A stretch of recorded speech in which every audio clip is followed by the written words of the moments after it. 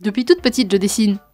Non, sans blague. Et arrivé au lycée, j'ai choisi l'option Arts Plastique. Et je ferai peut-être une vidéo sur ma classe, car il y a des choses à dire. Mais là, je vais parler des problèmes quand on dessine. Un concept de vidéo que toute personne faisant de l'animation sur YouTube a déjà fait. Dans le YouTube américain surtout. J'ai pas trouvé de vidéo française. Et peut-être que dans cette mer de vidéos, il y a un créateur comme moi qui essaye de se faire démarquer. Mais ne t'inquiète pas, car dans l'amas de vidéos qu'est YouTube, tu trouveras un poisson. Ouais, les poissons c'est bien. Bref, artist problems. Ça se prononce comment le pluriel en anglais? Bref, les problèmes d'artistes en français. Un problème que les artistes en dessin. Désolé, mais je ne connais pas les problèmes dans les autres domaines. Les problèmes que les artistes ont la plupart du temps sont souvent liés à un truc. Les gens.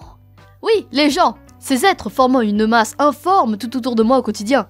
À savoir que quand tu dessines en public, surtout dans la cour de ton établissement, tu es sûr de tomber sur des gens qui ne s'y connaissent rien et qui vont te poser des questions connes, très connes, stupides, je sais pas. En voici la liste. Hey, tu peux me dessiner? Dis-moi, qui est-ce que tu dessines? Hey, dis, est-ce que tu dessines mieux que... Insérez nom d'une personne qui dessine.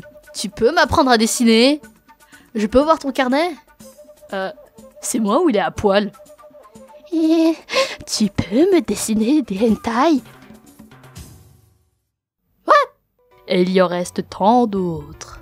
Et il y a aussi les gens qui te regardent de manière intensive quand tu dessines. Et à ce moment-là, je meurs à l'intérieur. Je peux plus dessiner! Maman, elle fait de la merde après. C'est pas cool. Un problème que j'ai aussi est mon style de dessin. Voici mes dessins sur papier pour vous donner une idée de mon style de dessin, car je dessine différemment sur PC que sur papier. Et on peut remarquer que je possède un style un peu manga, et les gens me le font bien remarquer. Ah, mais c'est un style manga! Ta vache, elle ne ressemble pas du tout à la photo! Mais ta gueule!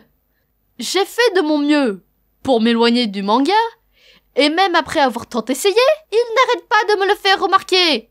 Et les gros yeux, ça veut pas forcément dire manga, hein. Tu vas pas me dire que Mickey est un personnage de manga à cause de ses yeux.